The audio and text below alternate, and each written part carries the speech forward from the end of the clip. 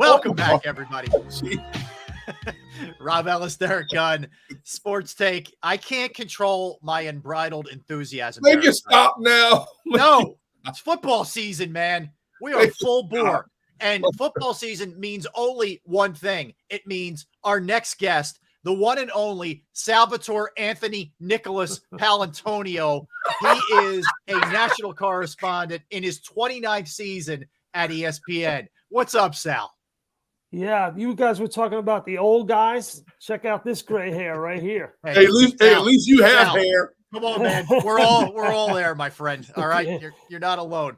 Just the core three right here. That's right. Hey, Sal, now, before we get to football, I got to ask you something, man. I've been wanting to ask you this for a long time. In this day and age of social media, how is it that Sal Pal has avoided being caught up in the Twitter, Instagram phenomenon that all of us are forced to be a part of these days? How have you done this, old sage of wisdom? Shh, don't tell anybody. Keep it down, D-Gun. Easy. Hey, keep it down. I do have an Instagram account, Sal Pal ESPN, and it's fairly benign. You know, I'm not, at John Clark's level. Let's put it that way. He's prolific, man. He is. Jeez. He's the best. I go down to Ocean City. I like to hang out at, the Uncle Bill's Pancakes. The best. The best, right? Yes. And I'm over there on Asbury Avenue, and the boys are hanging out, and they're all looking at their phones. They're checking out John Clark's Instagram feed to see what's going on with the Eagles. Jeez. Not ESPN. Nope. I'm like, hey, can you give a brother some love here? I'm in the house. Can you watch a little ESPN on the TV at least? He's like the Rona Barrett of social media. It's unbelievable. He's the best. Yeah, so I do some social media, but I don't do Twitter. I do Instagram. But it's not Twitter anymore, Sal. I just found this out today. X. It's no longer Twitter. It's called X now. Yes. Yeah. Sal doesn't care about that. I'm good. Listen, I'm on Sports Take on JAKIB Media. Yeah. I don't need to be on Twitter. Yeah, exactly. That's what I'm talking about. We don't need to be alerting people to all the social media stuff other than where we are right now. Sal, let's start with this, man. I mean, some of these paydays.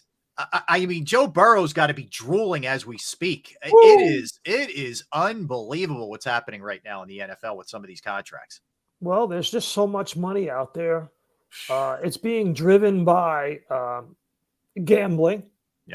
And, of course, all the revenue streams that the NFL has, the television contracts are, all over the place now with the streaming services and the renewal that's going to happen very soon with a lot of the networks. The salary cap's at a record $225 million. But, Rob,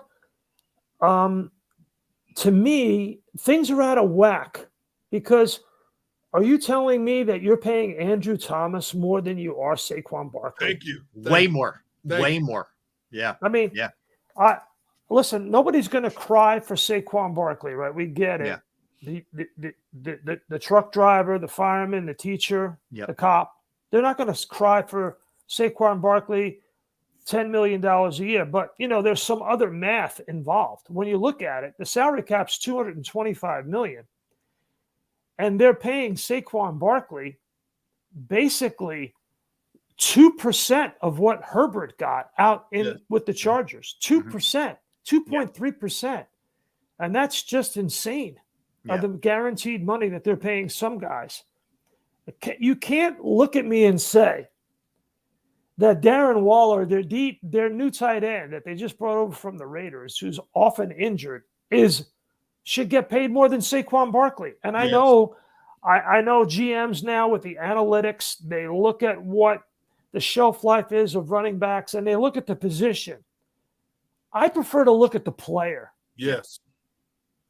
What's the player's value to the team as a player, as a teammate, as a leader?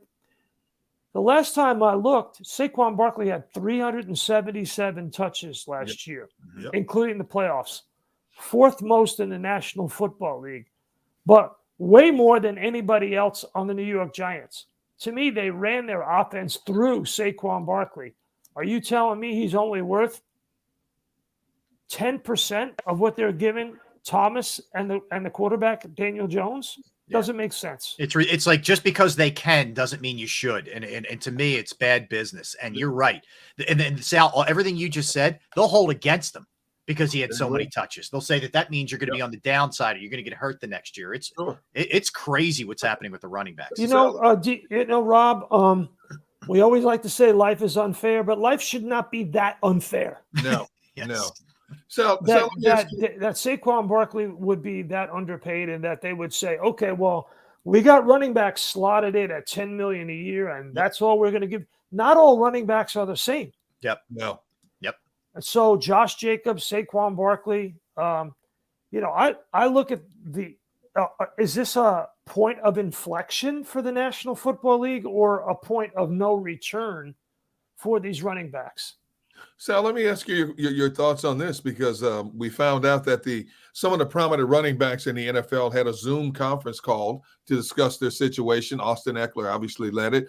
But then it leaked out that the running backs were talking about maybe we have to fake injuries to prove our point. How do you think that would play over? I mean, the NFL, the players are brethren. They stick by each other. But how do you think that would play over in strategic points of games if one of the main ball I'm hurt, I can't go anymore? I think that player would be ostracized. I think the player would be ostracized in their own locker room and by their fan base and by their organization. I think that's a slippery slope. That's difficult. Listen, I never advise a player on how to play with injuries or how with pain or because we don't know. Right. Never been in that position. That's for them to deal with their trainer and their doctor. So you never want to draw to any kind of conclusion like that. But I don't know if that was said, but if it was said, it's not a good idea. I look at the Eagles running back situation, and D, you were just talking about DeAndre Swift. And, you took, let me get the exact number. You took 259 carries out of your offense in Miles Sanders. And now where are those carries coming from? Because your offense runs through Jalen Hurts. Mm-hmm. You have a running quarterback. You have a dual threat quarterback who has proven who he can win from the pocket. He got that big contract, not because he runs, but because he was number one in the NFL in completion percentage from the pocket after being 32nd in the NFL in the same category in 2022. That's the reason why he's getting paid. So you want to make sure, and Jalen Hurts wants to make sure, and everybody around him, that they keep him upright for the entire season. That's the path to the Super Bowl. So where are those 259 carries coming from? Mm-hmm. And you talk about two guys in at least the lead dogs in Swift and Penny who have been banged up their whole career, Sal. Very good players when they're on the field, but they've missed a lot of time. And that's why it really is kind of a four-headed monster here. If you throw Scott and Gainwell in there, they might need it to be a four-headed monster with the injury history. And Howie Roseman is a guy who will look at a problem and he'll try to solve it midway through the season like he did in the Super Bowl year, like he did last year with the defensive tackle position. During the Super Bowl year, he brought in Jay. Right. So, he'll look at this and he'll keep an eye out on what the team needs. But I think this is one area where you need to focus on it. And you're right, Rob. DeAndre Swift and Rashad Penny, they are both very good players. In the running game, as pass blockers, they have good reputations as teammates, but they need to stay healthy. This is the NFC East. You're not in Kansas anymore, and you're playing with Jalen Hurts. Mm-hmm.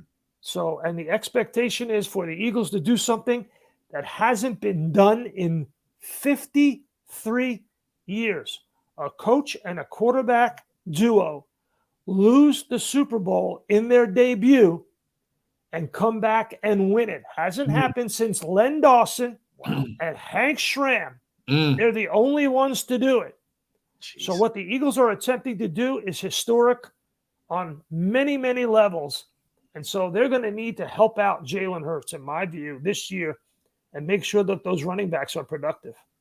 Yeah, Sal, when you look at this Eagles team, the way it's constructed now, especially with the influx of new young players. Are they the definitive team still to beat in the NFC? I do believe so, D-Gun. I think let's start with this sentence. The Eagles have the best roster in the NFC. Yep. Followed by this sentence, and I think both of them are true. The Eagles have the best quarterback in the NFC. Yep. Okay.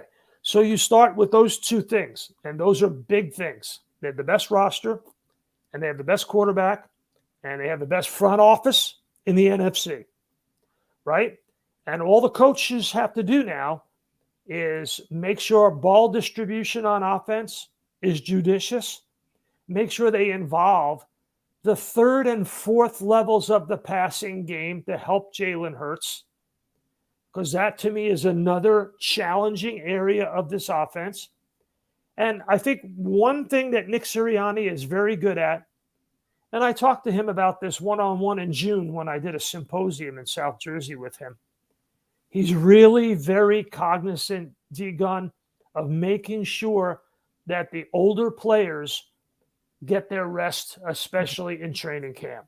He doesn't tax them too much. This was something handed down by Doug Peterson, and he has taken it to the next level, and it's really working. Sal, let me go back to the point you made with Hurts and the incredible growth from the pocket.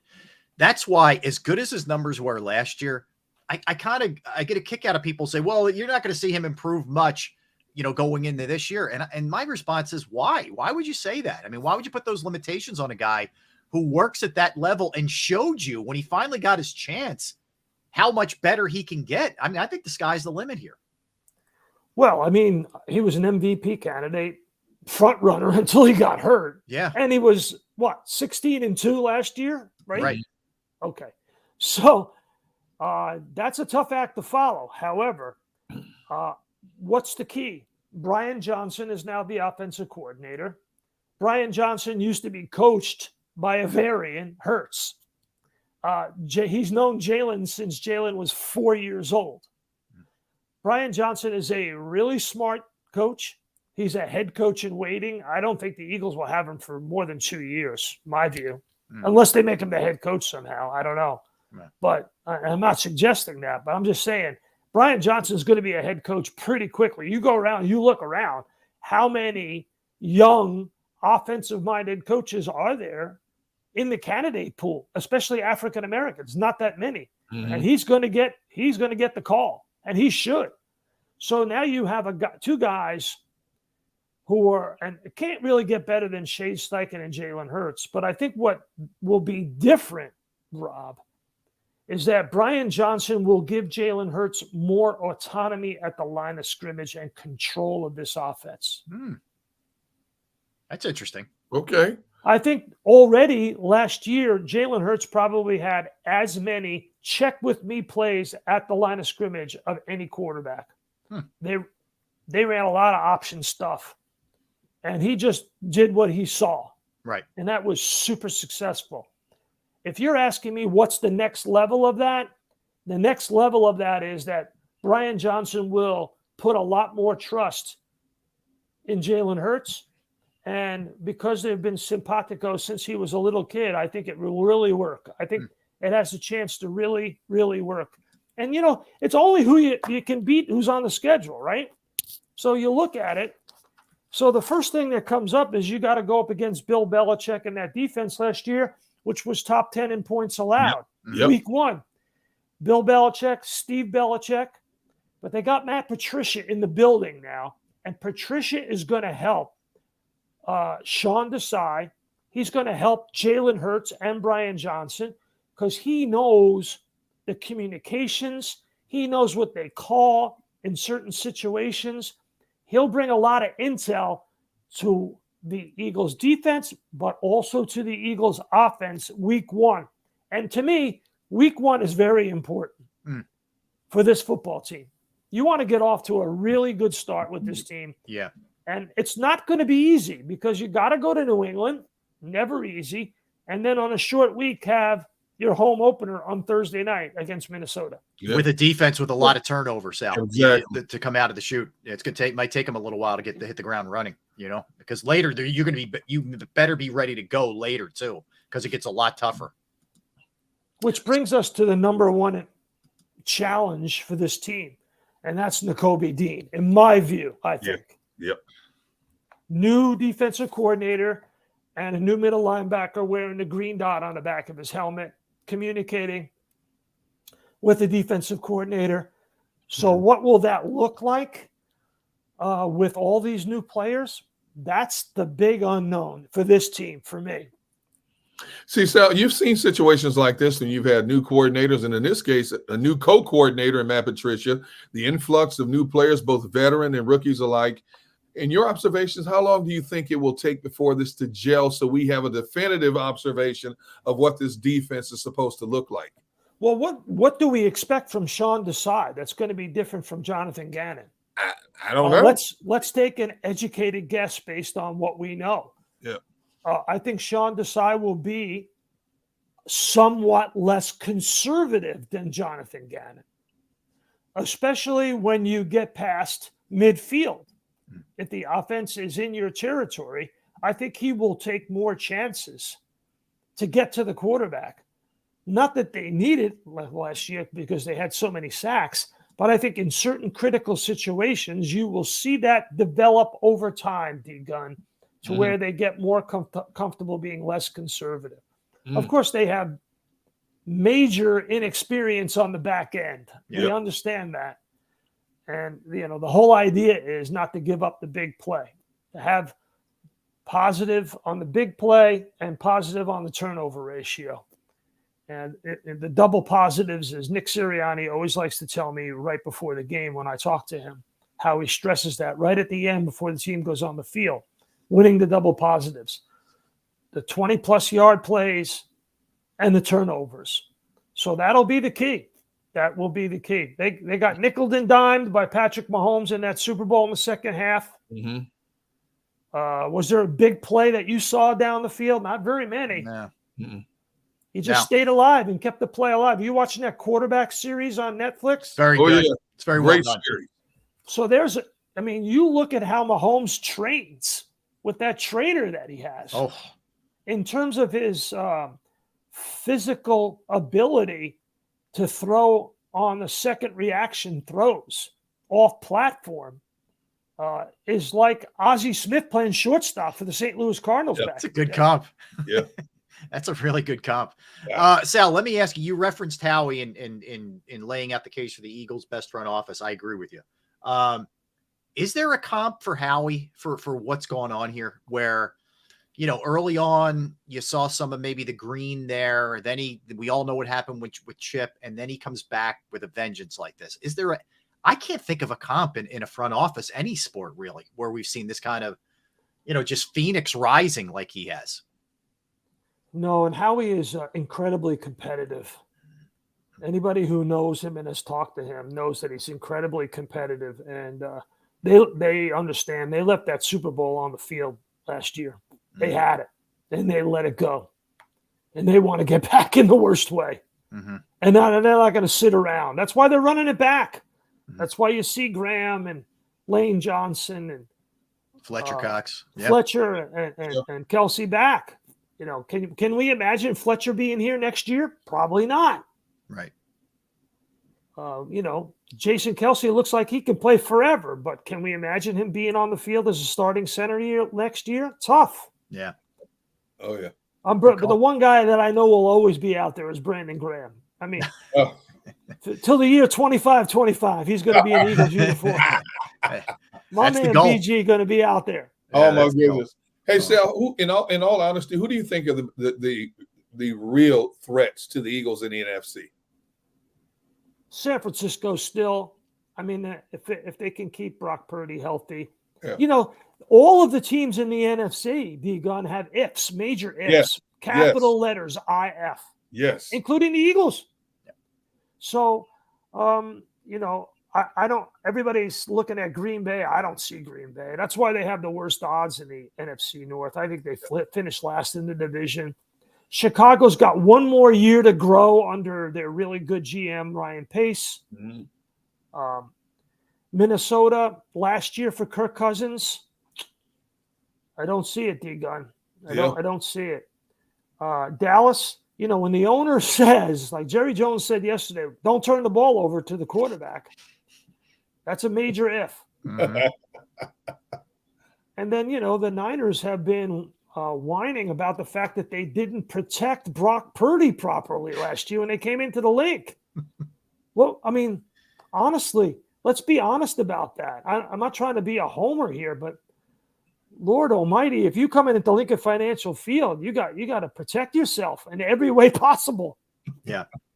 Yeah. And doing it with a tight end against Hassan Reddick, you're asking for what happened. Yeah, it's weak, Sal. Dallas, let's talk about the Cowboys. Yes, How weak. McCarthy takes over the play calls. Kellen Moore out. Dak, as you just mentioned, Jerry putting a little heat on there. In your estimation, are they the other team? Like if we're having a discussion with the three, is it the Cowboys? And what's your belief system in them?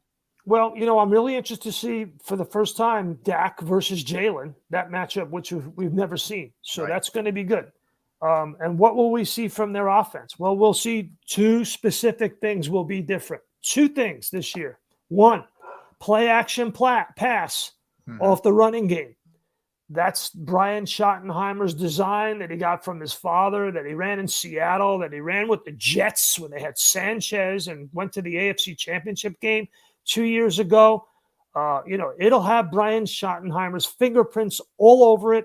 Play action pass, turn your head around, get rid of the football quickly. They will be in Dak Prescott's ear to get rid of the football really quickly all of the time. So you don't see him patting the ball in a 5 and 7 step drop, looking for places to throw it into double and triple team, which is where he got himself in trouble last year. Mm-hmm. So that's the first thing. And the second thing, the option routes are Brandon Cooks. There's a reason why they went and got Brandon Cooks. Mm-hmm. They didn't really have a guy who can create his own shot in the middle of the field. Great point. Yeah, so, listen, on paper, Sal, very dangerous. Very dangerous. So are you buying Trayvon Diggs at $97 million? Hey man, I'm all about players getting paid. I am too. Yep. That's shocking. I'm all about the players should get as much money as possible out there. Yes. They're the ones that put their bodies on the line. Yes. Let them get paid. The teams that are judicious and smart with money wind up being the teams that are there right there at the end. I mean, the Eagles are very good in the way that they manage the salary cap. Mm-hmm. And, salaries and players' egos. And, a player wants to get paid. They make sure they get them paid. And then Brett Veach and Andy Reid out in KC. Yes.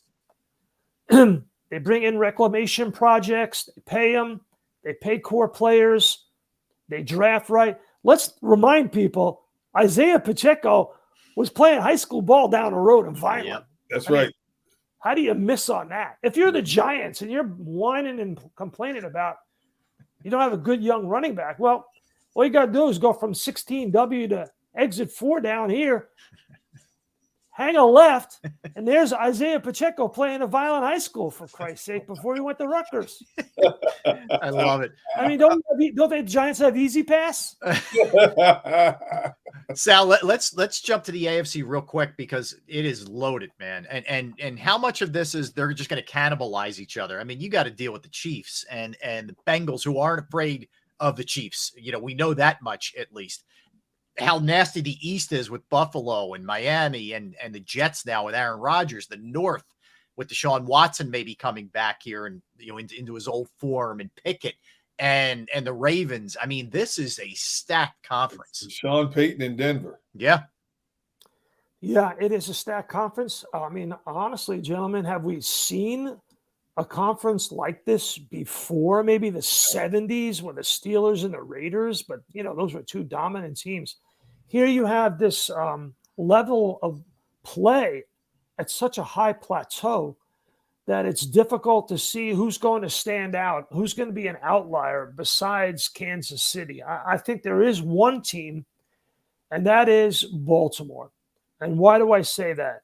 Because if you look at the way Todd Monken, their new offensive coordinator, runs offense, it's similar to what Chip Kelly did when he burst onto the NFL scene. Spacing and speed, get to the line of scrimmage, get the ball snapped quickly, and get the ball out of your hands quickly. Munkin runs that same kind of offense, and that could be very scary within that division. So I think if Baltimore gets the division and gets a home field playoff game, they're the team to really watch. And our old buddy Jim Schwartz in Cleveland. Yeah. He's going to have his work cut out for him because he wakes up and he's got to play Lamar Jackson, Joe Burrow, and Kenny Pickett, on the Steelers. And go up against Tomlin. And you always know that, the Steelers, because of Mike Tomlin, they're always in the conversation. Right. They're always got a winning record. They're always right there at the end. I think the AFC, when people talk about the AFC East or the NFC East, I think the AFC North is the toughest, most competitive division this season and the most intriguing because of two coordinators, Munkin and Schwartz. Sal, is there a sleeper for you? Either conference team you look at, maybe not getting the pub, that look out, a little dangerous? Does there anybody sneak up on anybody in the NFL these days? I mean, there's so much information out there, Rob, and because fantasy football's a $36 billion industry, people are paying attention to rosters like they never have before. Yeah. So, last year after Jacksonville came in and got waxed in Philadelphia, we thought they were dead. Yeah. And then Doug Peterson got them back into the playoff picture quickly, and they win at home.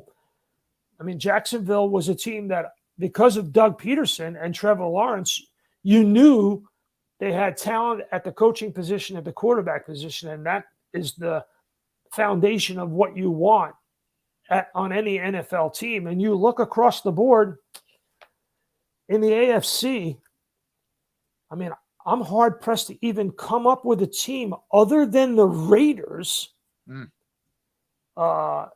Raiders, Texans, Indianapolis.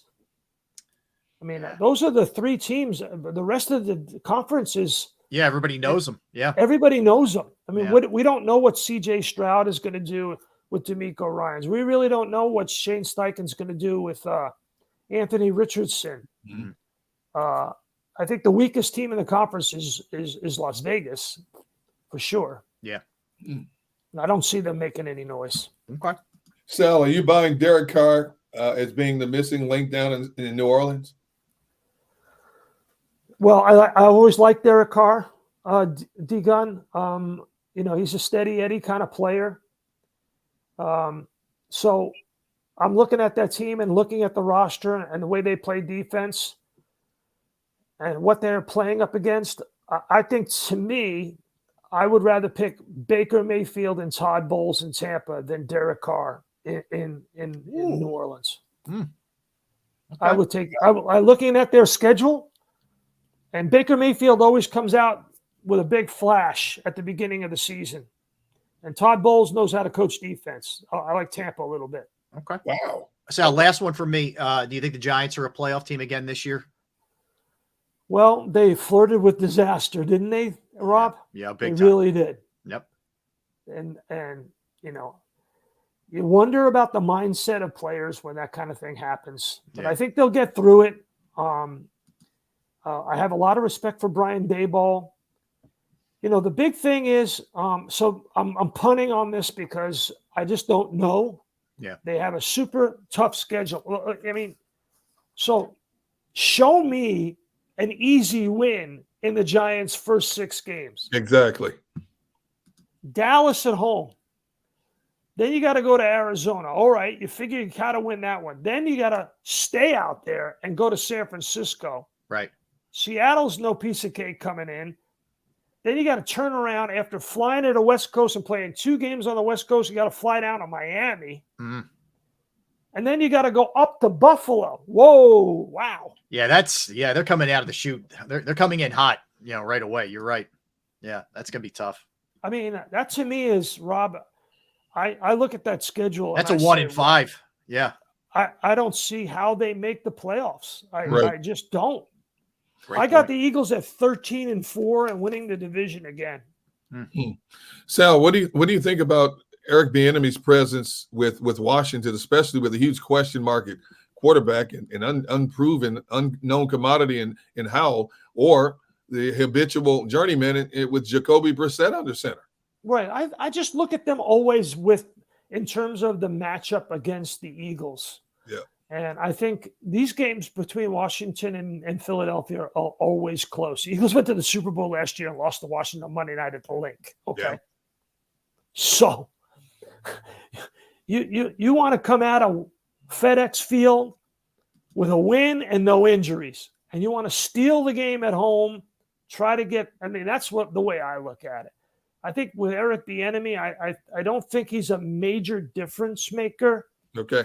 Because of the inexperience at the quarterback position. That, to me, is the big thing. But, again, playing Washington is always a roll of the dice. I mean, did any of us see it coming that they would come in and wax the Eagles on Monday Night Football at Lincoln Financial Field? To the point where Howie Roseman in the third quarter's on the phone up there in the press box trying to figure out, what are we going to do? Where's Ndamukong Suh to save the day? I mean, that came out of nowhere. Yeah, it's a great point. All right, Sal. So where are we headed? Where is the cavalcade? Where can we see the Sal reports? Camp, well, it's not the Madden bus. Not yet. Okay. No, not yet. It's just the Sal Pal Land Cruiser. Okay. It's a stealth model, though, man. You can do some damage with that. Yeah. All in black, exactly. Yes. But don't tell the state troopers that on the New Jersey Turnpike. Again, we're on the down low. They all know they all know me. Okay. All right. Yeah. For good and bad. I got you. All right. So where are you heading first? Well, first I got the Giants. Then I'm going down to Tampa. I'll be in Philly a couple times. Obviously Baltimore, the Jets, New England. Okay. I'm sort of cutting back a little bit this year, not getting any younger, D-Gun. So I'll do about 5 or 6 camps, and then we'll start it up. Good. All right, Sal. Well, listen, we always appreciate you giving us a couple minutes. We can't wait till we talk to you. Way overdue, brother. Yeah, and enjoy yourself. Enjoy the camp. Enjoy the season coming up. And thanks for the imparting some of the knowledge, man. We appreciate you. It's always great to just talk football with you guys. We could do it all day. Yes, sir. Let's do it again right before the season starts. Okay? All right, Sal. Sounds good. Enjoy the rest of your summer, Sal. Yes, Thank you. Be good, my brother. That is our friend Sal Paolantonio right there. Good stuff, man. Very good stuff on really all over the place, right? NFC East, NFC, Eagles. Sal always gives you something, a little stat that makes you think a little bit. And Jalen Hurts from the pocket previous season, 32, and growing leaps and bounds to what it was this past year, because the knock is always, but he just runs around. No, actually, he doesn't just run around. He's a guy who can hurt you any different way. That was good stuff. He's always fun to talk to. I know we hone in on the Eagles because of where we are, but there are so many incredible storylines across the NFL this year. I am going to be more in tune with just games in general this year. Yeah, because it seems like just about every team has a definitive storyline. Change of quarterback, running back, offensive coordinators, teams that are on the bottom making changes in the offseason look like they on paper could make a significant move up. Teams that are up, can they hold that status? Teams in limbos like the Green Bays are, some people say they're going to be the surprise team, like Sal says. Many others say they're going to be at the bottom of the barrel, which hasn't happened. It's so many incredible storylines, man. I just can't wait to see the entire season unfold. And I can't remember a time when I've said that, because for the most part, we always knew going into seasons who were going to be the better teams and who were going to be the worst teams. But I think there are a lot of mediocre to bad teams based on what they did last year. There could be surprise teams. There's a number of teams that fall in that surprise category that I can't wait to see. I agree with you. I agree. And that's why the league is so great, why there's so much intrigue. All right, let's step aside. We didn't get a chance to get to yet, Gunner, and we'll do a little combo effort here coming up. Phillies, but we also didn't get a chance to get to our greatest series, which is the Carolina Panthers. So we'll do a little hybrid when we come back. And then, of course, our NFL segment at 2:00. We got a ton. I mean, there is money raining down like you have. You couldn't imagine. More money. What did the song say? More money, more problems. Yeah, I hear. I would like to take some of those problems. There you go. That's right.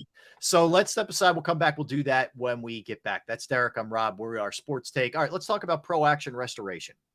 If you have a home, you have a business, you have a property that you own, and you've gone through the pain and the inconvenience of water, fire, smoke, or mold damage to your property, you know how trying that can be. And you're not really sure who to turn to, right? Well, Pro Action Restoration is on call 24 hours, 7 days a week to assist you, which is key, right? I mean, this stuff doesn't always just happen between the hours of 9 and 5.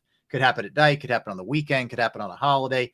Happened to my parents on a Saturday, and Pro Action Restoration, I reached out, they got over there, they cleaned up the problem. The crew was professional, the price was right. It was a great experience all around. Pro Action Restoration, they are licensed, bonded, fully insured. They've been serving the tri-state area for more than 2 decades, and they will work in conjunction with your insurance company. So again, water, fire, smoke damage, mold remediation, you name it, they can handle it. Give them a call, 610-623-3760, 610-623-3760, or online at proactionrestoration.com. That's Pro Action Restoration.